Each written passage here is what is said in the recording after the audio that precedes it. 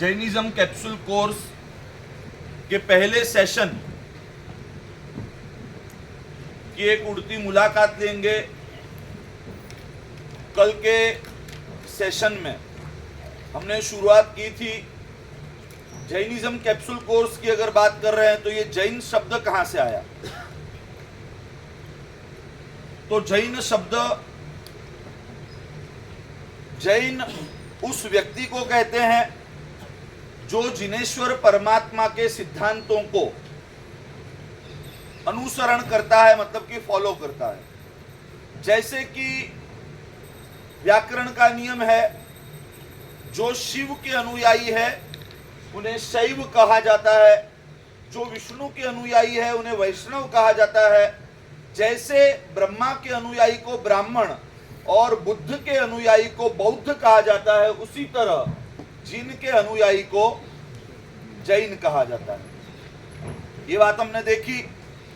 तो जिन के अनुयायी, उन्हें अगर जैन कहा जाता है तो ये जिन, ये कौन है, इनका स्वरूप क्या है?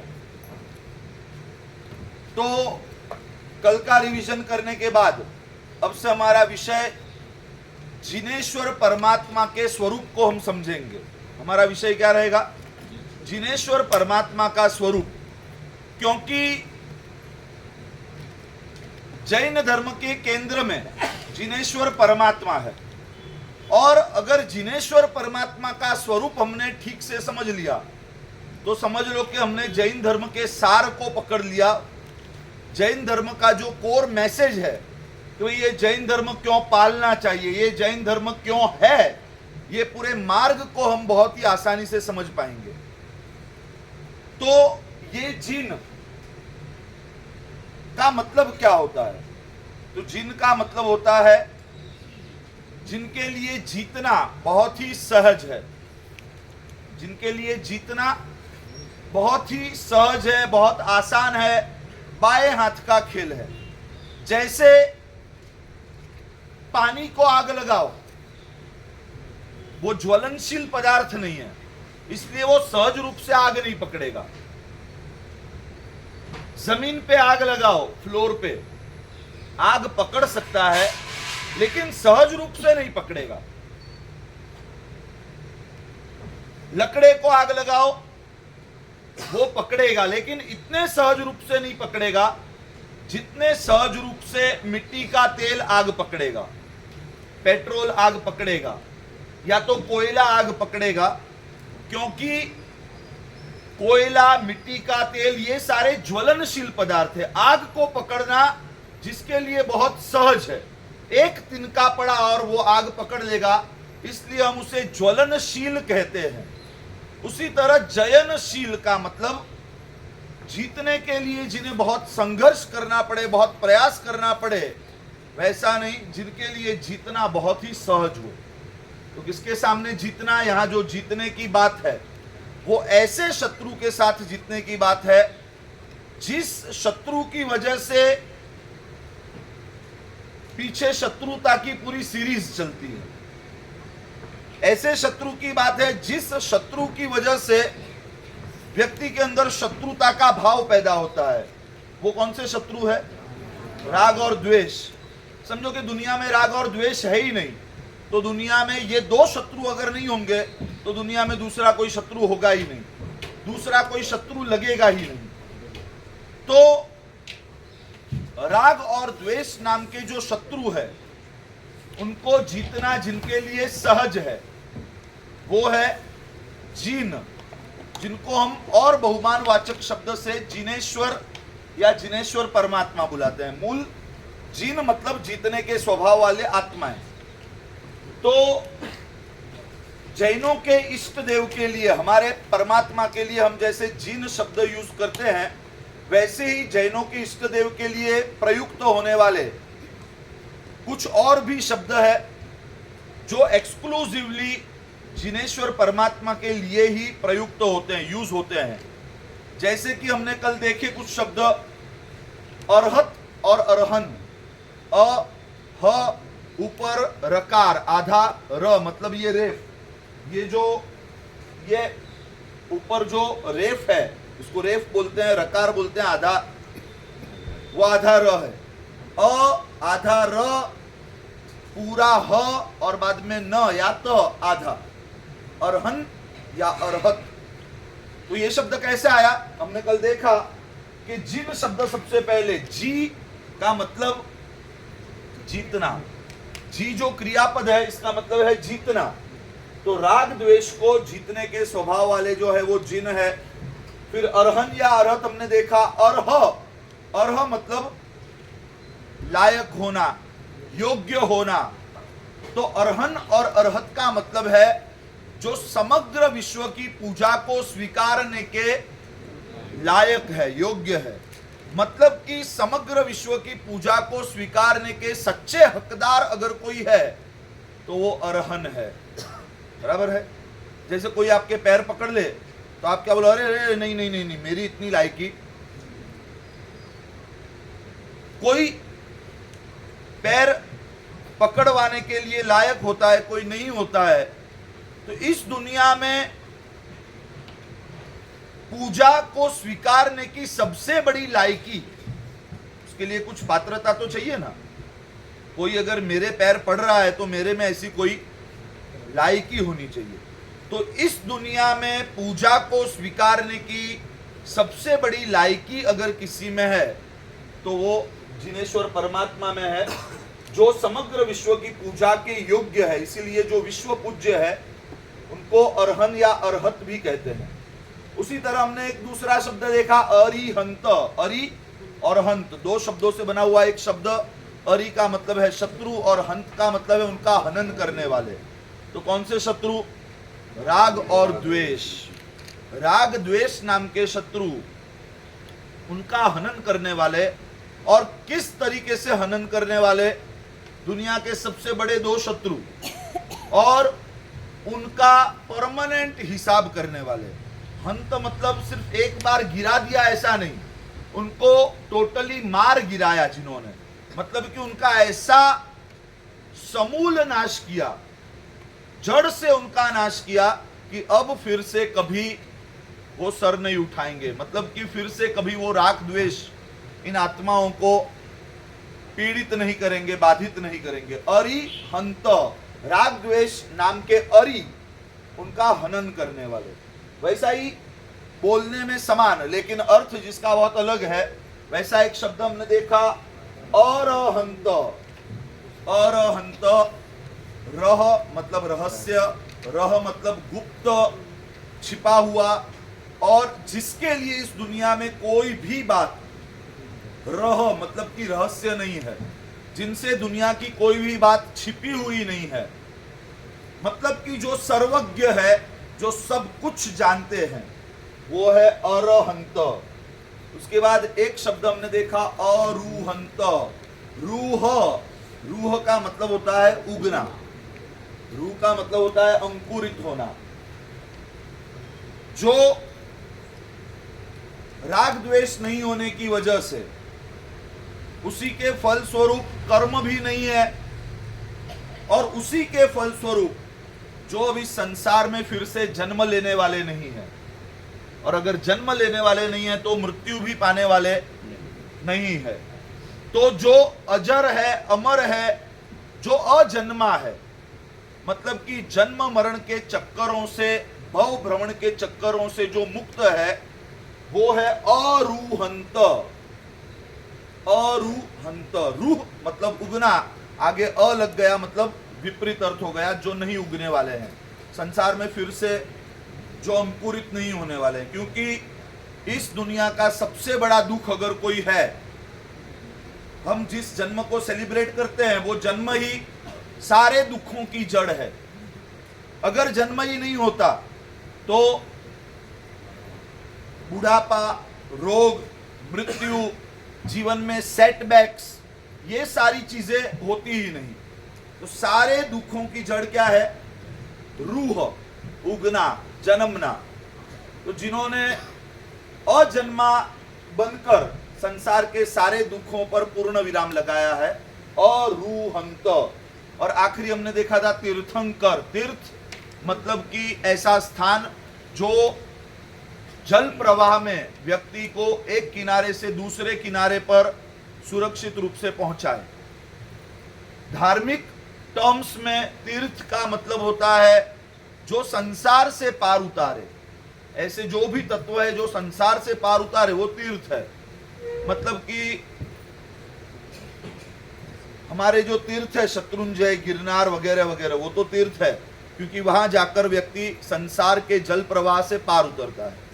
लेकिन उससे भी ऊपर का अर्थ तीर्थ के लिए अगर कोई है तो वो है साधु, साध्वी, श्रावक और श्राविका, चतुर्विध संघ, जिनको पाकर आत्मा संसार के एक किनारे से दूसरे किनारे पर सुरक्षित रूप से पार उतरती है, तो तीर्थ है। इस तीर्थ को बनाने वाले, इस तीर्थ की रचना स्थापना करने वाले जो है वो है तीर्थंकर। तो इस तरीके से कल हमने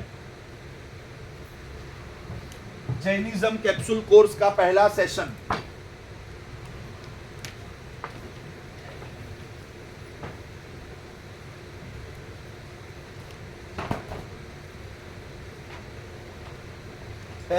देखा। आज हम आगे बढ़ेंगे।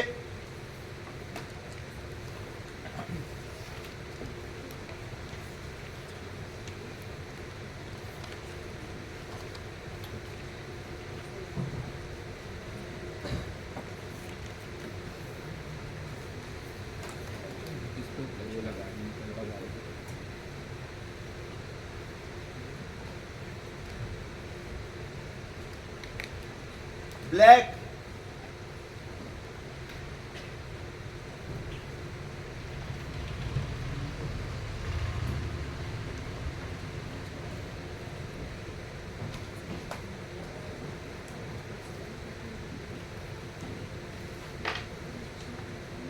जिनेश्वर परमात्मा का स्वरूप जो हम कल से देखते आ रहे हैं, जिनेश्वर परमात्मा के अलग अलग पर्यायवाची नाम, स्वरूप बदलने से जो नाम बदलते हैं, वैसे नामों के द्वारा हमने जिनेश्वर परमात्मा के स्वरूप को पहचानने का एक प्रयास शुरू किया है। उसी प्रवाह में आगे बढ़ते हुए जिनेश्वर परमात्मा के स्वरूप को और गहराई से जानने का ये दूसरा प्रयास, सेशन नंबर 2। और उसमें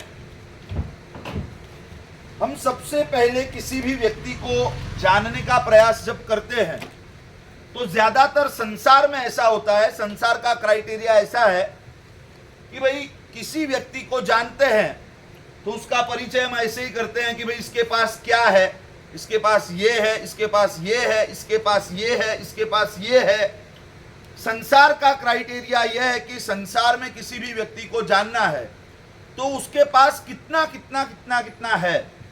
और अध्यात्म क्षेत्र में, अंदर की दुनिया में अगर किसी व्यक्ति को बराबर से पहचानना है तो उसके पास क्या क्या है वो बाद में जानना है, उसके अंदर क्या क्या नहीं है। परिचय पाने के लिए उसके पास क्या क्या नहीं है ये जानना बहुत जरूरी है। दुनिया की दृष्टि ऐसी है, दुनिया की रीत रस्म ऐसी है कि व्यक्ति के पास कितना ज्यादा कुछ है उसके ऊपर से उसका परिचय ठीक रूप से होगा। लेकिन अंदर की दुनिया में व्यक्ति के अंदर क्या क्या चीजें नहीं है उससे तुम उसको बेहतर पहचान सकते हो, क्योंकि यहां होना वो एसेट्स नहीं है। दुनिया में तो ऐसा होता है ना, आपके पास कुछ हो वो आपकी एसेट्स है, लेकिन अंदर की दुनिया में आपके पास कुछ नहीं होना ये एसेट्स है। समझ रहे हो बातों को? बराबर है। ऐसी चीजें जो जिनेश्वर परमात्मा के अंदर नहीं है और इसीलिए वो जिनेश्वर परमात्मा को जिनेश्वर परमात्मा बनाती है। तो ऐसी कौन सी चीजें हैं जो उनके अंदर नहीं है, इसलिए वो हमारे से अलग पड़ते हैं, वो पूरी दुनिया से अलग पड़ के पूरी दुनिया से ऊपर है। बराबर से समझना, संसार में आपके पास जितना ज्यादा है उसके ऊपर से आपकी फाइल मजबूत बनेगी, आपकी पहचान मजबूत बनेगी। लेकिन अंदर की दुनिया में आपके पास क्या है वो इतना मैटर नहीं करता है, आपके पास क्या नहीं है वो ज्यादा मैटर करता है। तो ऐसी कौन सी चीजें जो जिनेश्वर परमात्मा में नहीं है, जिसकी वजह से जिनेश्वर परमात्मा इस विश्व में सर्वोपरि है, विश्व पूज्य है? तो ऐसी 18 चीजें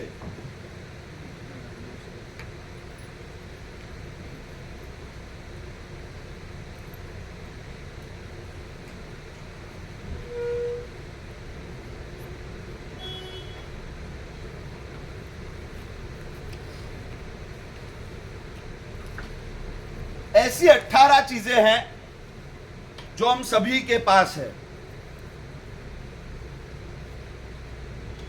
लेकिन इन 18 चीजों से जिनेश्वर परमात्मा मुक्त है, इसीलिए वो जिनेश्वर परमात्मा है। 18 दोषों से मुक्त जिनेश्वर परमात्मा।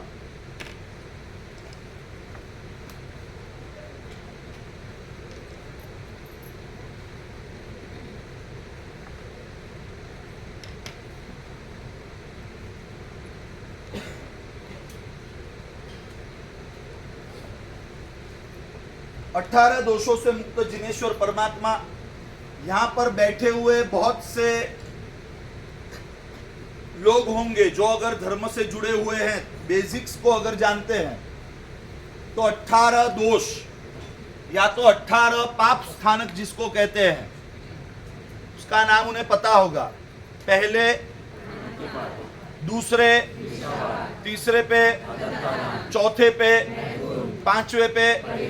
अच्छा, 18 के 18 मतलब मोस्टली सभी को कंठस्थ है, लेकिन इसकी तह में जाएंगे हमें पता चलेगा कि ये 18 पापों से मुक्त होना, 18 दोषों से मुक्त होना, ये बहुत बड़ी बात है।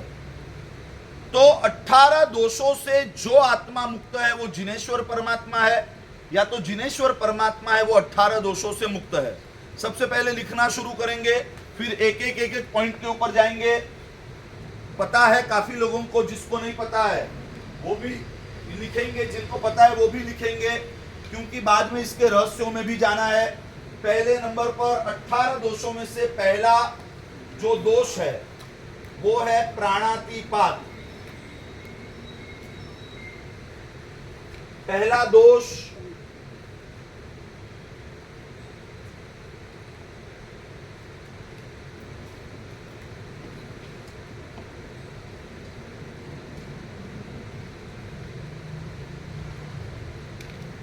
दोष है प्राणातिपात। प्राणातिपात एक लाइन में आप एक ही लिखोगे, एक लाइन में सिर्फ प्राणातिपात। प्राणातिपात का मतलब क्या है? प्राण 2 या 3 शब्दों से बना हुआ यह शब्द है प्राणातिपात। प्राणातिपात मतलब प्राण, प्राणों का अति मतलब संपूर्ण रूप से या तो अत्यंत रूप से उसका पात करना, मतलब उसको गिरा देना। दूसरे के प्राणों का अत्यंत रूप से या संपूर्ण रूप से उसका नाश करना, यह है प्राणातिपात। मतलब कि सादी भाषा में हम जिसे हिंसा कहते हैं। प्राण अतिपात हिंसा के लिए यह हमारा शास्त्रीय टर्म है।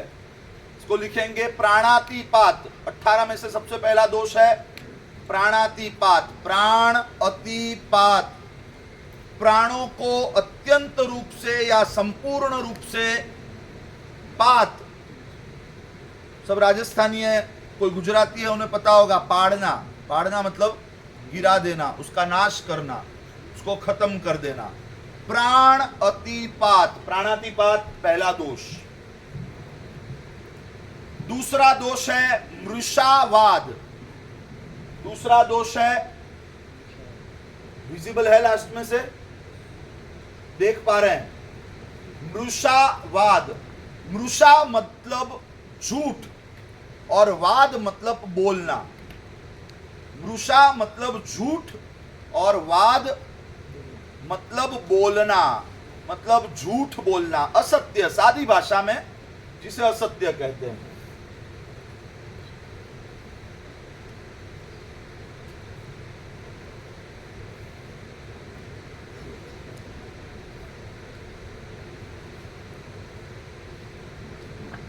तीसरा दोष है, एक लाइन में एक ही लिखोगे, उसके सामने जो आपको समझाया जा रहा है उसको शॉर्ट में आप नोट डाउन कर सकते हो।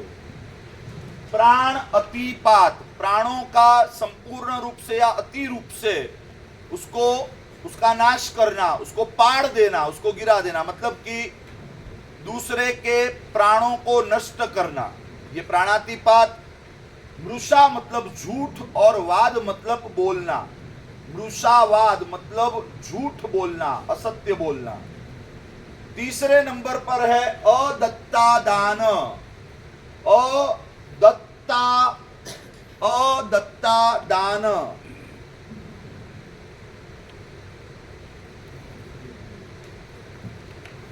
अदत्ता दान, दत्त मतलब दिया हुआ, दत्त मतलब, सब यहां पर ध्यान रखेंगे, बाद में लिखेंगे। एक बार समझ लो, मैं दूसरी बार जब रिपीट करूंगा तब आप लोग लिखेंगे, नहीं तो सिर्फ मैं बोलता जाऊंगा, लिख लोगे, समझोगे नहीं। दत्त मतलब दिया हुआ, अदत्त मतलब नहीं दिया हुआ। दत्त मतलब दिया हुआ, अदत्त मतलब नहीं दिया हुआ। नहीं दी हुई चीजों का आदान, मतलब आपको जो चीज नहीं दी गई है उसको ले लेना। दत्त मतलब दिया हुआ, अदत्त मतलब नहीं दिया हुआ। नहीं दी हुई चीजों का आदान मतलब उसको ले लेना, ये हुआ अदत्त आदान, अदत्तादान, सादी भाषा में चोरी।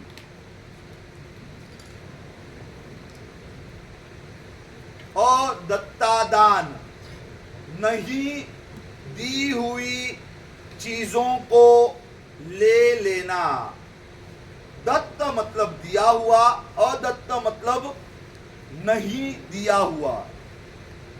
और दी, जो चीज दी नहीं गई है वैसी चीज का आदान, हम बोलते हैं ना आदान प्रदान, आदान का मतलब लेना, प्रदान का मतलब देना, तो आदान का मतलब लेना। जो चीज हमें नहीं दी गई है वैसी चीज को ले लेना, वो है अदत्ता दान। चौथे नंबर का दोष है मैथुन। चौथे नंबर का दोष है मैथुन।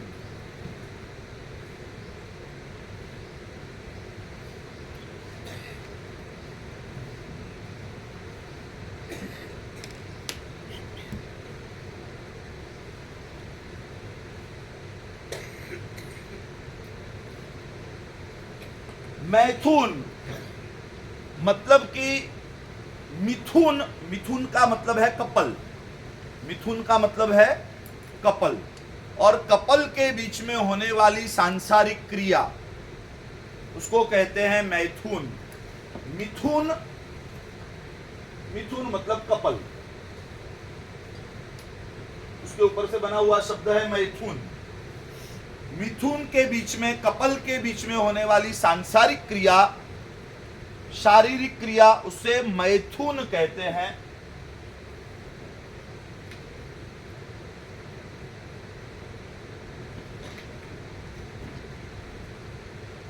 चौथे नंबर का दोष है मैथुन। पांचवें नंबर का दोष है परिग्रह। परिग्रह, यहां री छोटा लिखोगे, परिग्रह, पांचवें नंबर पे।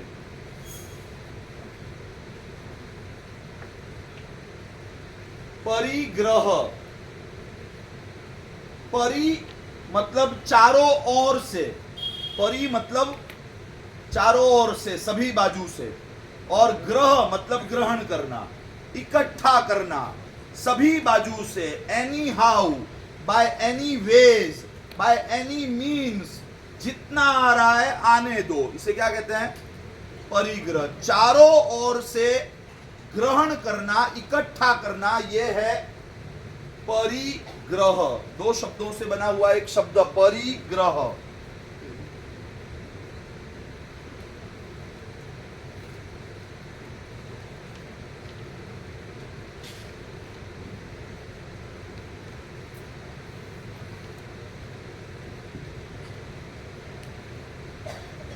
छठे नंबर पर क्रोध। छठे नंबर पर क्रोध। इसकी कोई डेफिनेशन करने की जरूरत, कोई डेफिनेशन करने की जरूरत नहीं। ये बहुत ही परिचित शब्द है, बहुत ही परिचित इमोशन है जिससे हम बहुत रूबरू होते हैं। क्रोध मतलब कि गुस्सा। प्राण अतिपात, प्राणों को अति रूप से, संपूर्ण रूप से नष्ट करना। मृषा वाद, मृषा मतलब झूठ, वाद मतलब बोलना। अदत्तादान, दत्त मतलब दिया हुआ, अदत्त मतलब नहीं दिया हुआ। नहीं दी हुई चीजों का आदान करना, उसको ले लेना, ये अदत्तादान। मैथुन मतलब कि मिथुन, कपल के बीच में होने वाली शारीरिक सांसारिक क्रिया मैथुन। परि मतलब चारों ओर से, और ग्रह मतलब उसको ग्रहण करना, इकट्ठा करना, यह है परिग्रह। छठे नंबर में क्रोध, क्रोध मतलब गुस्सा। सातवें नंबर पे है मान, मान मतलब अहंकार करना। सातवें नंबर पे मान, अहंकार, अहंकार करना, घमंड करना, सातवें नंबर पे। आठवें नंबर पर माया, माया का मतलब कपट करना। माया का मतलब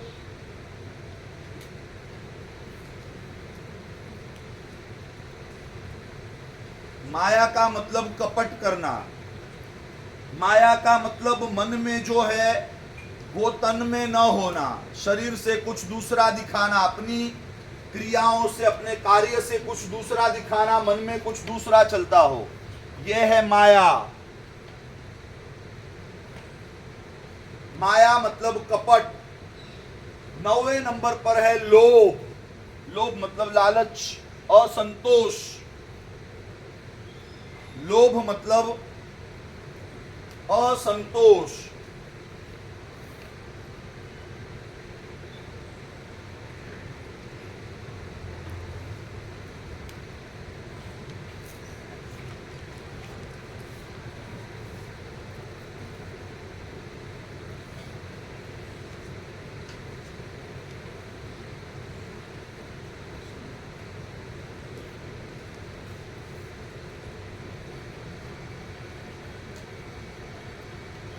यहां 10वें नंबर पर राग, 10वें नंबर पर राग।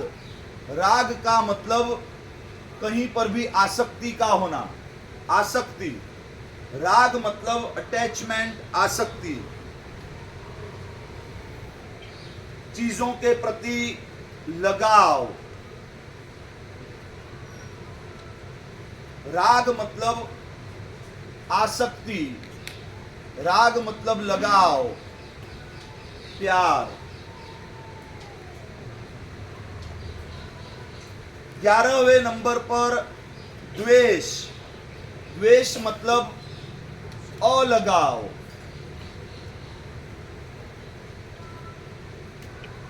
अरुचि का भाव, अलगाव, द्वेष।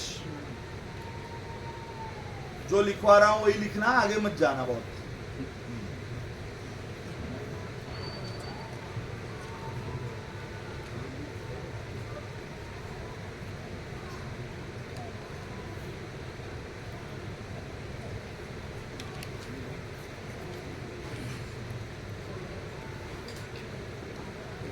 दसवें राग, राग मतलब आसक्ति, लगाव, प्यार, किसी भी चीज के प्रति अपनेपन का भाव, ये राग है, सांसारिक चीजों की बात है। उसी तरह द्वेष, द्वेष मतलब किसी भी चीज के प्रति अरुचि, अलगाव, द्वेष। 12वें नंबर पर है कलह। 12वें नंबर पर है कलह। कलह का मतलब है, कलह का मतलब कलह ही है, झगड़ाखोरी। थोड़ा उसको डाइल्यूट कर देते हैं।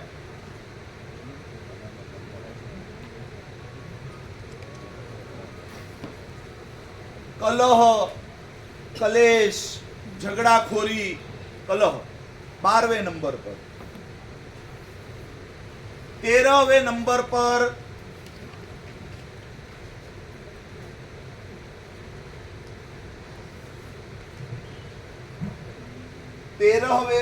पर है अभ्याख्यान। 13वें नंबर पर है अभ्या, अ आधा भ, फिर या ख्या न, अभ्याख्यान। 13वें नंबर पर अभ्याख्यान। अभ्याख्यान का मतलब है किसी पर आरोप लगाना, किसी पर झूठ आरोप लगाना, झूठा आरोप।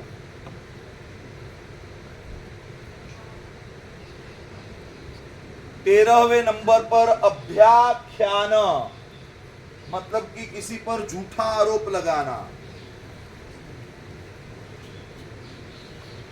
14वें नंबर पर पैशून्य। 14वें नंबर पर पैशून्य। ऐसे तो पैशून्य का मतलब होता है दुर्जनता, लेकिन पैशून्य का मतलब है दुर्जनता का काम करना, चुगली करना। पैशून्य मतलब चुगली करना।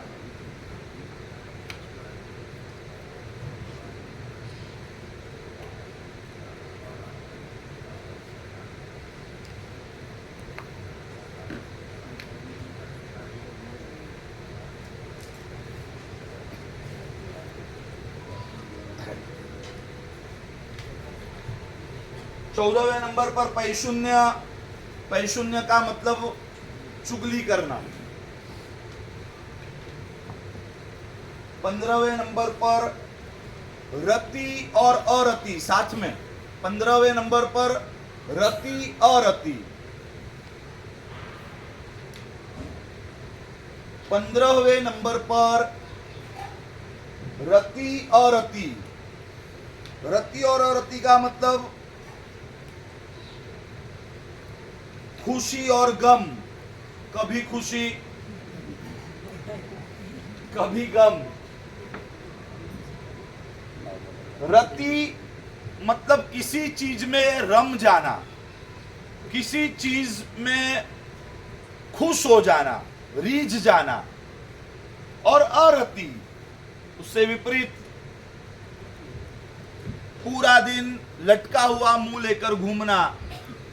तो पूरा दिन नहीं तो 2 मिनट के लिए भी, वो भी अरति ही है। रति मतलब किसी चीज में रम जाना, रीझ जाना, खुश हो जाना। और अरति का मतलब है गम में डूब जाना। रति अरति 15वें नंबर पर। 16वें नंबर पर पर परिवाद। पर परिवाद 2-3 शब्दों से बना हुआ ये एक शब्द है, पर परिवाद। परिवाद परिवार नहीं है, याद रखना। परिवाद। परिवाद का मतलब है कि हल्का बोलना, और पर मतलब दूसरों के लिए हल्का बोलना, मतलब कि निंदा। सादे शब्दों में किसी की निंदा करना। पर परिवाद।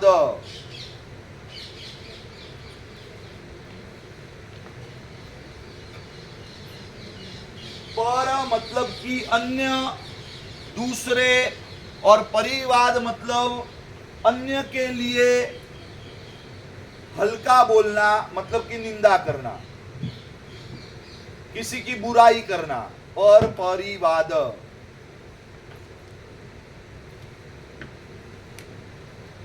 17वें नंबर पर माया मृषावाद। माया मृषावाद। तो माया का मतलब सभी को पता है, माया का मतलब है कपट, और मृषावाद मतलब झूठ बोलना, मायापूर्वक झूठ बोलना, मायापूर्वक कपट के साथ झूठ बोलना। माया मृषावाद।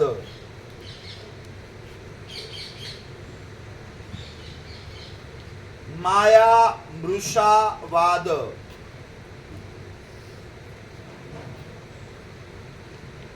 17वें नंबर पर माया मृषावाद। माया का मतलब है कपट और मृषावाद का मतलब है झूठ बोलना, मतलब कि कपट के साथ झूठ बोलना 17वें नंबर पर। और 18वें नंबर पर मिथ्यात्व शल्य।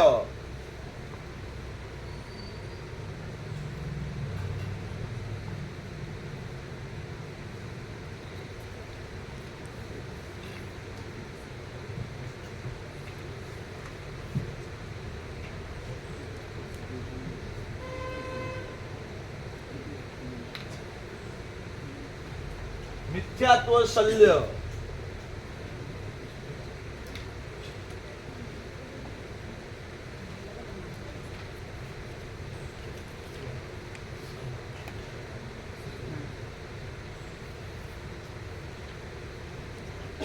अठारहवें नंबर पर मिथ्यात्व शल्य। मिथ्या मतलब झूठ, विपरीत। मिथ्यात्व मतलब विपरीतपना और शल्य मतलब एक कांटा, एक ऐसा कांटा जो व्यक्ति को विपरीत मान्यता में पकड़ के रखता है। मिथ्यात्व शल्य का मतलब है विपरीत मान्यता। जो जैसा है उसे वैसा न मानना, जो जैसा नहीं है उसे वैसा मानना, मतलब कि धर्म को अधर्म मानना, अधर्म को धर्म मानना।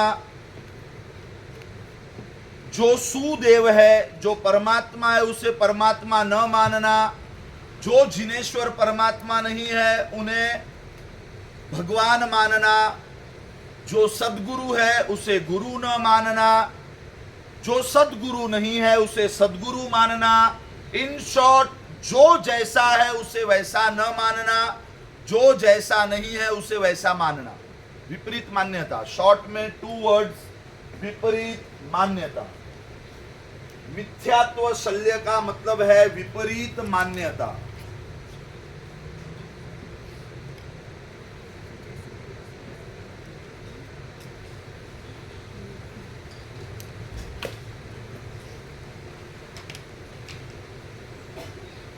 इतना आप सभी ने लिख लिया। अब सभी यहां पर ध्यान देंगे।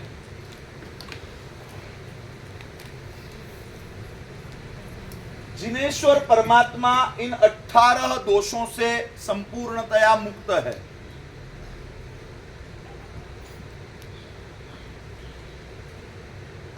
तो ये 18 दोष जो दिखाए, समझने की बात है। इसको बहुत ध्यान से समझोगे। ये जैन धर्म का एकदम कोर सिद्धांत है। इसको समझ लिया तो ऐसे समझ लो कि आपने नब्ज पकड़ ली। बराबर से समझेंगे। जिनेश्वर परमात्मा इन 18 दोषों से मुक्त है। ये बात जो की गई है ये प्रतीकात्मक है। ध्यान से सुनना। इस दुनिया में रही हुई जितनी भी बुराइयां हैं, उन सारी बुराइयों का समावेश इन 18 दोषों में आ जाता है। दुनिया में जितनी भी बुराइयां हैं, उन सारी बुराइयों का समावेश इन 18 दोषों के अंदर आ जाता है। मतलब कि जिनेश्वर परमात्मा इन 18 दोषों से मुक्त है। इसका मतलब यह हुआ कि जिनेश्वर परमात्मा इस दुनिया की सारी बुराइयों से मुक्त है। वास्तव में दुनिया में बुराइयां कितनी है? 18 नहीं है, अनगिनत है। बुराइयां कितनी है? अनंत दोष है। इस दुनिया में 18 दोष नहीं है। 18 हमारी समझ के लिए कहा गया है, क्योंकि अगर अनंत कहेंगे तो उस अनंत को हम पकड़ कैसे पाएंगे? अगर अनंत होगा, अनकाउंटेबल होगा, तो उसको हम पकड़ कैसे पाएंगे? तो ये हमारी समझ के लिए, क्योंकि हमारी जो प्रज्ञा है, हमारी जो समझ शक्ति है वो मोटी है, तो इसलिए हमें कोई फिगर देना पड़ेगा। ये फिगर हमें जो दिया गया है ये क्या है? ये प्रतीक स्वरूप है, ये प्रतीकात्मक है। सच में दुनिया में बुराइयां कितनी? अनंत। उन अनंत बुराइयों को खत्म करने की वजह से जिनेश्वर परमात्मा अनंत गुण से युक्त है, अनंत दोषों से मुक्त हो गए। जैसे कि आप क्रोध से मुक्त हो गए तो आपके अंदर कौन सा गुण आएगा? क्षमा। आप अहंकार से मुक्त हो गए, आपके अंदर कौन सा गुण आएगा? नम्रता। आप कूड़ कपट माया से मुक्त हो गए, आपके अंदर कौन सा गुण आएगा? सरलता। आप लोभ से मुक्त हो गए, आपके अंदर कौन सा गुण आएगा? संतोष। आप हिंसा से मुक्त हो गए, आपके अंदर कौन सा गुण आएगा? करुणा, दया। तो इस दुनिया में बुराइयां कितनी है? 18 नहीं है, 18 तो हमको समझाने के लिए बताई गई है। इस दुनिया में बुराइयां अनंत है। उन अनंत दोषों से मुक्त होने की वजह से जिनेश्वर परमात्मा अनंत गुणों से युक्त है। एक एक बुराइयों को एलिमिनेट करते गए और उसके फल स्वरूप एक एक गुण की प्राप्ति करते गए। तो अनंत बुराइयों को एलिमिनेट किया तो अच्छाइयां कितनी आएगी? अनंत आएगी। एक एक बुराई को उड़ाते गए तो एक एक अच्छाई आत्मा के अंदर प्रकट होती गई। तो वास्तव में अनंत दोषों से मुक्त जिनेश्वर परमात्मा होते हैं, लेकिन हमारी समझ के लिए उन अनंत बुराइयों को इन 18 के अंदर समाकर दे दिया गया। ये 18 के अंदर दुनिया की सारी बुराइयां आ जाती है। ये 18 के अंदर दुनिया की सारी बुराइयां आ जाती है। आप इसको ध्यान से देखोगे तो आपको पता चलेगा। आप सवाल उठा सकते हो। आज तक पहले प्राणातिपात, दूसरे मृषावात, तीसरे अदत्तादान करने वाले यहाँ पे बहुत होंगे, बराबर।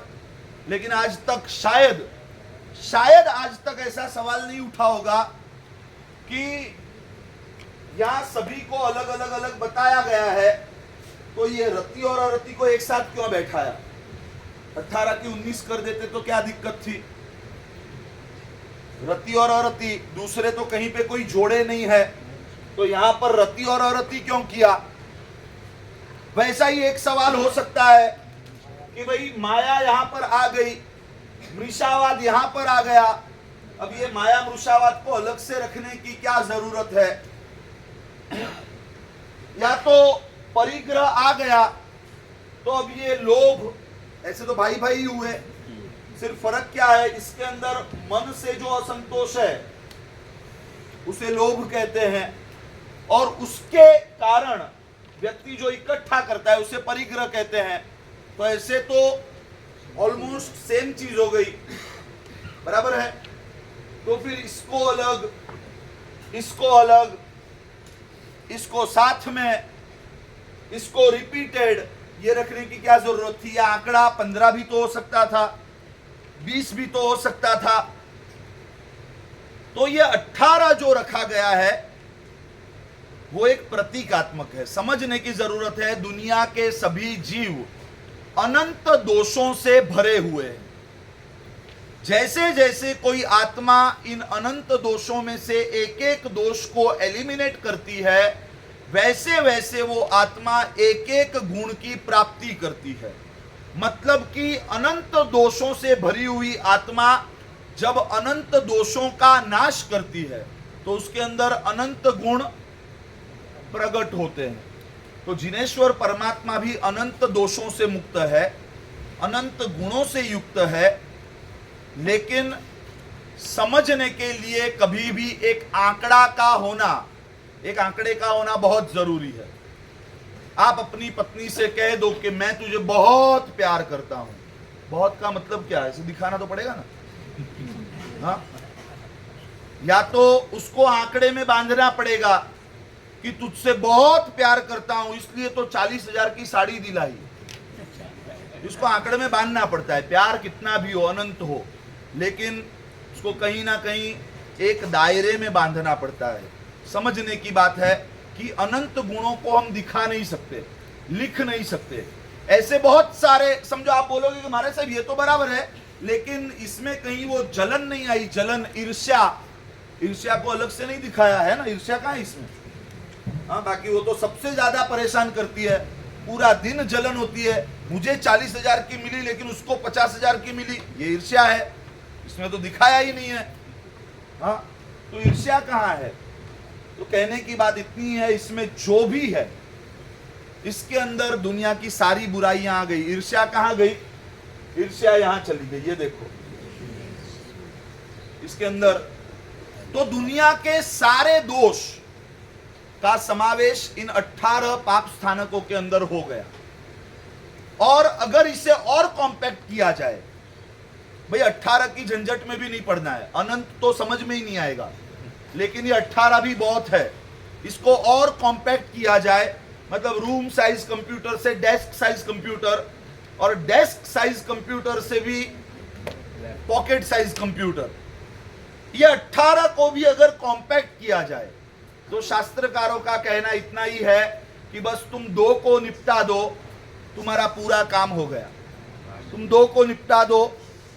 दुनिया के अनंत दोषों का समावेश इन 18 में होता है, और इन 18 का समावेश 2 में होता है, वो है राग और द्वेष। मैंने कल ही कहा था ये 2 सबसे बड़े गुंडे हैं, राग और द्वेष। तुम देख लो, ये हिंसा व्यक्ति क्यों करता है? हिंसा क्यों करता है? या तो राग से या तो द्वेष से। मोस्टली द्वेष, उसके साथ साथ पैरेलल, साइड बाय साइड राग भी होता ही है। कहीं ना कहीं किसी चीज के प्रति लगाओ और किसी चीज के प्रति अलगाव, किसी व्यक्ति के प्रति लगाव या किसी व्यक्ति के प्रति अलगाव, उसी से व्यक्ति हिंसा करता है। तो ये हिंसा कहां जाएगी? शॉर्ट किया जाए तो राग और द्वेष। बोलो, झूठ क्यों बोलते हो? झूठ क्यों बोलते हो? उसकी जड़ को पकड़ा जाए तो पता चलेगा या तो राग से झूठ बोलते हो या तो द्वेष से झूठ बोलते हो। चोरी क्यों करते हो? या तो राग से करते हो या तो द्वेष से करते हो। मैथुन क्यों है? मोस्टली राग से है या तो द्वेष से है। इकट्ठा करने की दौड़ में क्यों दौड़ रहे हो? मोस्टली राग है, द्वेष भी हो सकता है साथ में। क्रोध खुल्लम खुल्ला वो द्वेष ही है। अहंकार किसी को या तो हल्का दिखाना है, मतलब किसी के प्रति या तो द्वेष है या तो अपनी कॉलर टाइट करनी, अपने प्रति राग है। राग और द्वेष। कपट क्यों करते हो? मतलब एक एक को अगर पकड़ पकड़ के उसको घुमाओगे और हर एक डायमेंशन से देखोगे तो लास्ट में कौन निकलेगा? ये 2 बड़े गुंडे।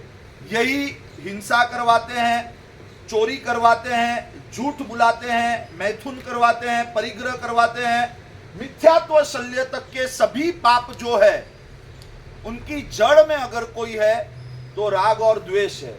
इसका मतलब शॉर्ट में ये हुआ, नंबर 1, जिनेश्वर परमात्मा अनंत दोषों से मुक्त है। उससे अगर कॉम्पैक्ट करेंगे तो जिनेश्वर परमात्मा 18 दोषों से मुक्त है, और उसको और शॉर्ट करेंगे तो जिनेश्वर परमात्मा राग और द्वेष से मुक्त है, इसीलिए वो जिनेश्वर परमात्मा है। जिनेश्वर परमात्मा राग और द्वेष से मुक्त है, इसीलिए वो जिनेश्वर परमात्मा है। इसको समझ लोगे तो मेरे हिसाब से लिखने की भी जरूरत नहीं पड़ेगी, लेकिन याद रखने के लिए समझ लो। लिखना है तो लिख लो। ये 18 दोष प्रतीकात्मक है, हमारी मोटी समझ के लिए एक मोटा मोटा फिगर है, एक आंकड़ा है। बाकी दुनिया में दोष है अनंत, उसके विपरीत गुण भी अनंत है। मतलब जिनेश्वर परमात्मा 18 दोषों से मुक्त है, इसीलिए अनंत दोषों से मुक्त है, इसीलिए अनंत गुणों से युक्त है। लेकिन उन अनंत दोषों का समावेश इन 18 दोषों में हो जाता है। इसीलिए जिनेश्वर परमात्मा 18 दोषों से मुक्त है, ऐसा कहा जाता है। और इन 18 का समावेश राग और द्वेष 2 के अंदर हो जाता है। इसीलिए जिनेश्वर परमात्मा, जिनका मतलब ये राग द्वेष को जीतने के स्वभाव वाले, जिनका मतलब ही है राग द्वेष को जीतने के स्वभाव वाले। अरिहंत का मतलब है जिन्होंने राग द्वेष रूपी अरि मतलब कि शत्रुओं का नाश किया है। कल ये बात हो चुकी है। तो मुख्य जो है मेन ऑपरेशन अगर किसी पे चलाना है तो राग और द्वेष के ऊपर चलाना है। लेकिन हमारे जैसे जीवों को सिर्फ राग द्वेष की बात नहीं कर सकते, नहीं तो हम हिंसा करते जाएंगे और बोलेंगे कि अरे मेरे मन में राग द्वेष नहीं है। हम झूठ बोलते जाएंगे, हम बोलेंगे मेरे मन में राग द्वेष नहीं है। हम संसार को बड़े चाव से भोगेंगे, बोलेंगे मेरे अंदर राग द्वेष नहीं है। इसीलिए हमको एक एक चीज अलग करके बतानी पड़ रही है कि भाई भले तेरे अंदर राग द्वेष नहीं है लेकिन हिंसा भी पाप है, झूठ बोलना भी पाप है, नहीं तो राग द्वेष दिखते नहीं है ना, इसलिए हम बोल सकते हैं मेरे अंदर राग द्वेष नहीं है। समझ रहे हो? चीजें क्लियर हो रही है? तो मुख्य जो दो पाप है वो राग और द्वेष नाम के पाप है। लेकिन उसी को ज्यादा स्पष्ट करके हमें ये 18 पाप स्थानक दिखाए गए हैं जिनसे जिनेश्वर परमात्मा मुक्त है। अब एक और समझने वाली बात, बहुत ही कोर फिलॉसफी है, शायद हमने जैन धर्म को इस पर्सपेक्टिव से मतलब शायद ही देखा होगा। जैन दर्शन कहता है कि राग और द्वेष से जो मुक्त है वैसी कोई भी आत्मा हमारे लिए पूजनीय है। मतलब कि अगर आपको पूछा जाए कि भाई तुम्हारे भगवान कौन, हमारे भगवान कौन, तो हम बोलेंगे महावीर स्वामी, कोई बोलेगा पारसनाथ, कोई बोलेगा आदिनाथ। जो हमको भाते हैं, हमको अच्छे लगते हैं, पता नहीं या तो कोई एकदम सुंदर मूर्ति देख ली है, कोई मूर्त देख ली है, या तो हमारे मूल नायक है, या तो हमें उनके प्रति बस एक सहज लगाव है और जन्म से किसी भगवान के प्रति हमारा जो अटैचमेंट है वो मेरे भगवान। लेकिन जैन धर्म की कोर फिलॉसफी को समझने का प्रयास करना, महावीर स्वामी जन्म से मुझे मिले हैं इसलिए वो मेरे भगवान नहीं है। बराबर ध्यान से सुनना, महावीर स्वामी, पार्श्वनाथ, ऋषभदेव भगवान जन्म से मुझे मिले। भाई मैं जैन हूं तो मैं ऋषभदेव से महावीर स्वामी को मानूंगा, वो मेरे भगवान है। जैन धर्म कहता है नहीं, ऋषभदेव से लगाकर महावीर स्वामी या तो कोई भी तीर्थंकर परमात्मा वो मेरे इष्ट देव है, मेरे लिए पूजनीय है, मेरे लिए उपासनीय है। उसका कारण क्या है? वो मुझे जन्म से मिले हैं इसलिए नहीं, वो इसलिए मेरे लिए पूजनीय है क्योंकि वो राग द्वेष से मुक्त है। समझ रहे हो? चीजों को बराबर समझना। हरिभद्र सूरी महाराज ने एक जगह पर कहा है, भव बीजांकुर जनना रागाद्याक्षयम उपागता यस्य। संस्कृत में श्लोक है, सिर्फ सुनिएगा, उसका अर्थ करूंगा मैं आपके पास। भव बीजांकुर जनना रागाद्याक्षयम उपागता यस्य ब्रह्मा वा विष्णु वा हरो जिनो वा नमस्तस्मै। भव बीजांकुर जनना रागाद्याक्षयम उपागता यस्य ब्रह्मा वा विष्णु वा हरो जिनो वा नमस्तस्मै।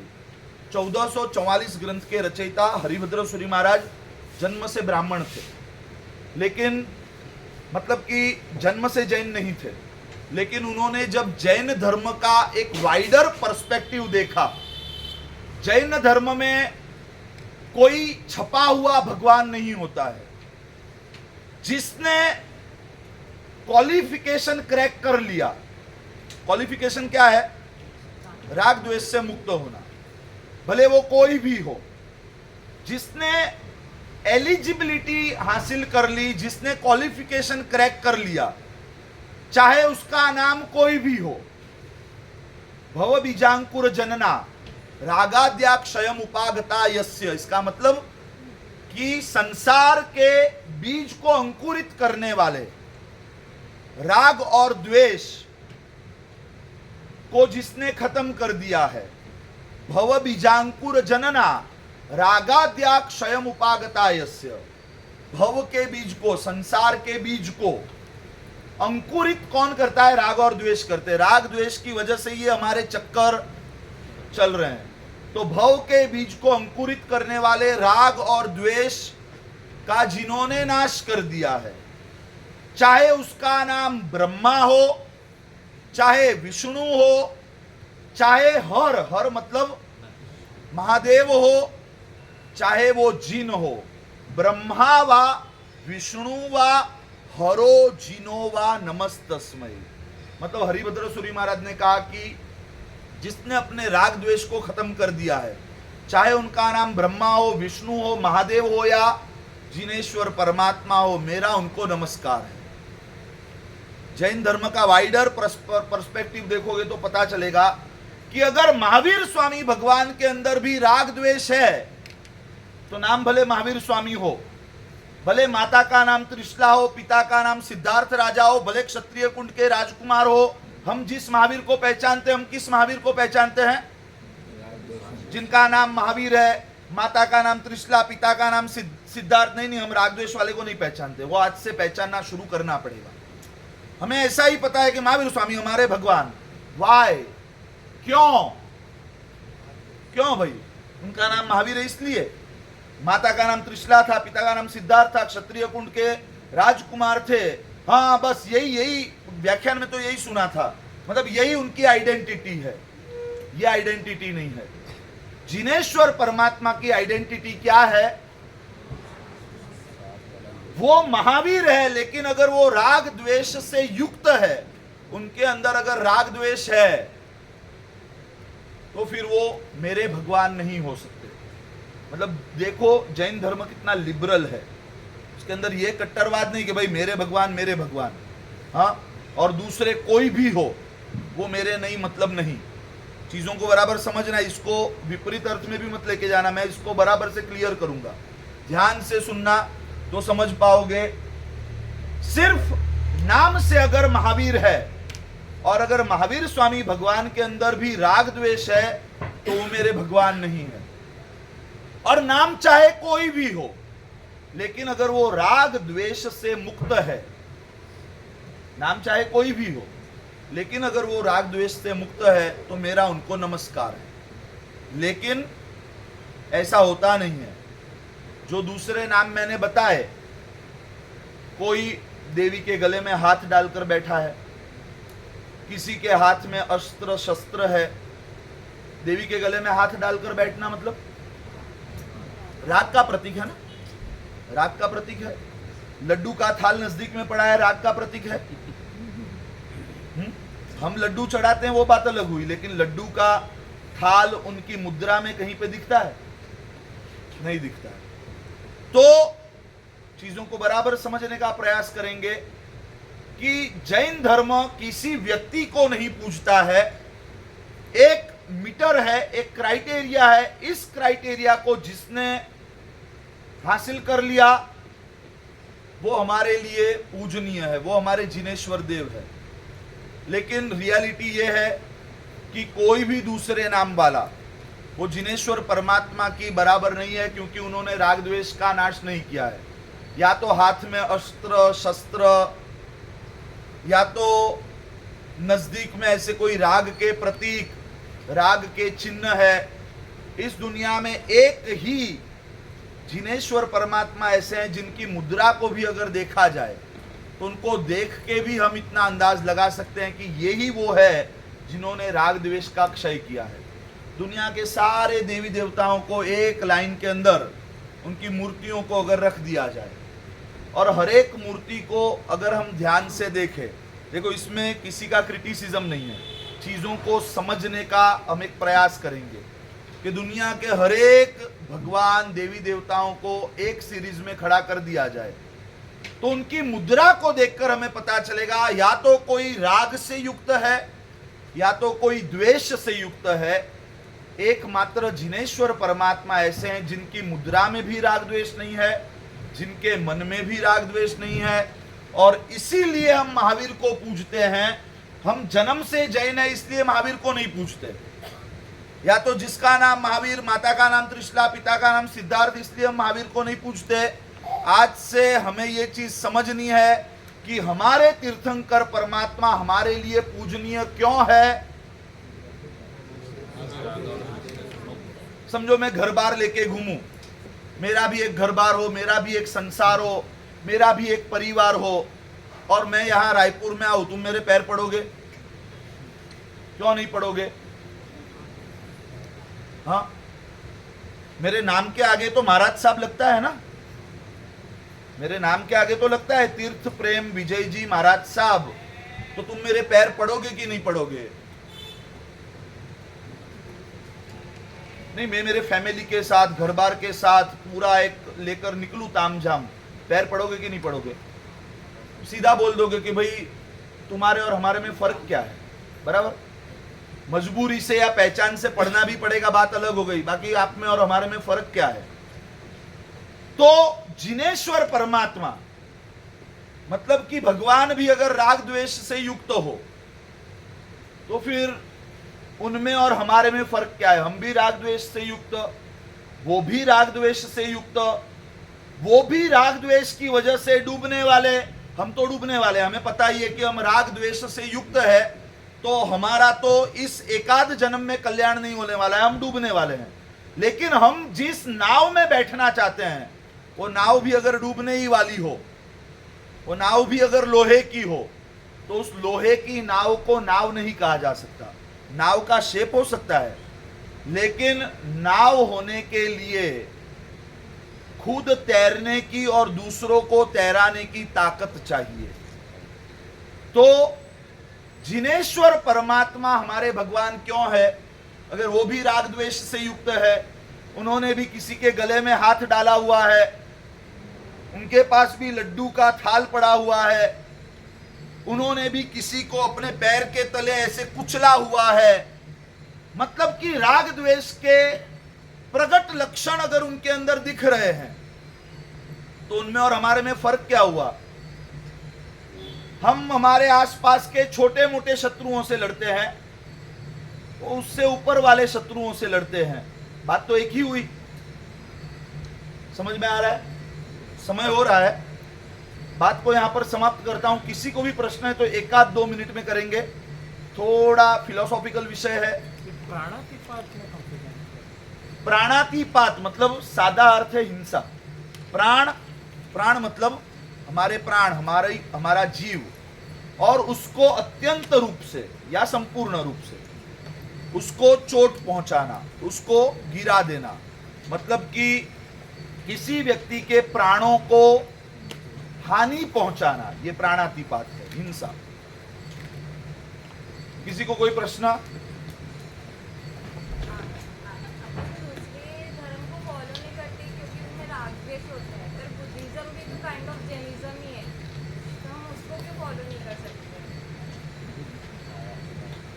मेरा हर एक सवाल के लिए ऐसा कोई भी अगर सवाल है, तुम्हारे साथ भगवान तो भगवान है ना, बुद्धिज्म तो काइंड ऑफ जैनिज्म ही है ना, उसकी बात शायद आगे आएगी, लेकिन इस हर एक सवाल का जवाब मेरा एक ही होगा, यू जस्ट चेक। राग द्वेष है, यू कैन नॉट फॉलो। राग द्वेष नहीं है, यू कैन फॉलो। या तो राग द्वेष से मुक्त होने का सचोट मार्ग वहां पर है, यू कैन फॉलो। राग द्वेष से मुक्त होने का सचोट मार्ग अगर नहीं है, अभी अगर अच्छा लग सकता है, वहां पे मेडिटेशन, विपासना, विपश्यना जिसे बोलते हैं, वैसी कोई भी चीजें, उससे आपको अभी हल्का फुल्का महसूस हो सकता है, लेकिन घूम फिर के अगर आप वहीं पे आ रहे हो तो समझ लो कि भाई वो तो चक्की पीसिंग एंड पीसिंग एंड पीसिंग है। समझ गए? हाँ, गोल गोल गोल गोल, उसका कोई मतलब नहीं है। तो राग द्वेष से मुक्त होने की सचोट पद्धति, सचोट सिस्टम जहां पर है, सटीक मार्ग जहां पर बताया गया है, उसी का नाम जैनिज्म है। जैनिज्म कोई रिलीजन नहीं है, जिनेश्वर परमात्मा कोई एक भगवान नहीं है। राग द्वेष से जो मुक्त है वो जिनेश्वर है, राग द्वेष से मुक्त होने का मार्ग जो है वही जैन धर्म है। बराबर है? समाप्त करते हैं। आपके कोई भी प्रश्न हो लिख लेना, कल हम पूछेंगे। बोल दे जल्दी से।